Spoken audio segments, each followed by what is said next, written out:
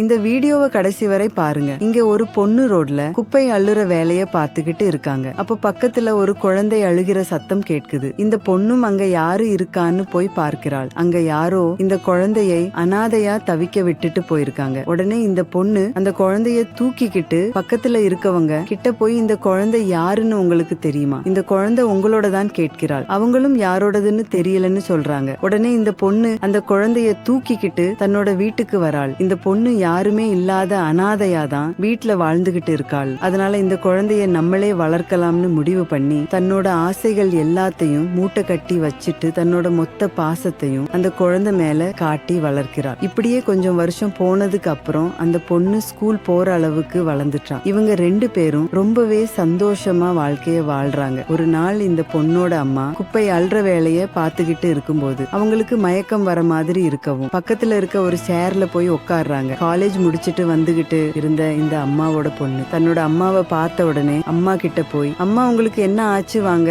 ஹாஸ்பிடலுக்கு போலாம்னு கூப்பிடுறா. உடனே அந்த பொண்ணோட அம்மாவும், எனக்கு ஒன்னும் இல்ல பாப்பா, லேசா தலைவலிக்கிற மாதிரி இருந்துச்சு, அதனாலதான் வந்து உட்கார்ந்து இருக்கேன், நீ பத்திரமா வீட்டுக்கு போன்னு சொல்லி தன்னோட பொண்ணை அனுப்பி வைக்கிறாங்க. நைட் ஆனதுக்கு அப்புறம் இந்த பொண்ணு சமைச்சிட்டு வந்து தன்னோட அம்மாவுக்கு சாப்பாடு ஊட்டி விடுறாள். அந்த அம்மாவும் தன்னோட பொண்ணுக்கு ஊட்டி விடுறாங்க. அதுக்கப்புறம் இந்த பொண்ணு தன்னோட அம்மா கிட்ட, அம்மா நீங்க சின்ன வயசுல என்ன ஆகும்னு ஆசைப்பட்டீங்க, உங்களோட கனவு என்னன்னு கேட்கிறாள். இந்த அம்மாவும் தன்னோட பொண்ணு கிட்ட, நான் ஒரு போலீஸ் அதிகாரியா ஆகணும்னு தான் ஆசைப்பட்டேன், அது என்னால முடியாம போயிருச்சுன்னு தன்னோட பொண்ணு கிட்ட சொல்றாங்க. அம்மா உங்களோட லட்சியத்தை நான் நிறைவேற்றுவேன்னு தன்னோட அம்மா கிட்ட சொல்றா. அதை கேட்டுட்டு அவங்க அம்மா ரொம்பவே சந்தோஷப்படுறாங்க. கொஞ்ச நாளுக்கு அப்புறம் இந்த அம்மாவுக்கு ரொம்பவே உடம்பு சரியில்லாமல் போகுது. காலேஜ்ல இருந்து வீட்டுக்கு வந்த இந்த பொண்ணு தன்னோட அம்மா கிட்ட போய், அம்மா உங்களுக்கு என்ன ஆச்சு, வாங்க ஹாஸ்பிடலுக்கு போலாம்னு கூப்பிடுறா. உடனே இந்த பொண்ணோட அம்மா, இங்க பாருமா, எனக்கு உடம்புக்கு ரொம்பவே முடியல, நான் இறந்துட்டா நீ உன்னை பத்திரமா பாத்துக்கோ, நான் அனாதையா இருக்கப்பதான் நீ எனக்கு கிடைச்ச, இப்போ உன்னை அனாதையா விட்டுட்டு போறோம்னு நினைக்கும் போதுதான் எனக்கு கவலையா இருக்குன்னு சொல்லிட்டு அந்த இடத்துலயே இறந்து போறாங்க. இந்த பொண்ணு தாங்க முடியாம அந்த இடத்துலயே கதறி கதறி அழுகிறா. இப்படியே கொஞ்ச நாள் ஆகுது.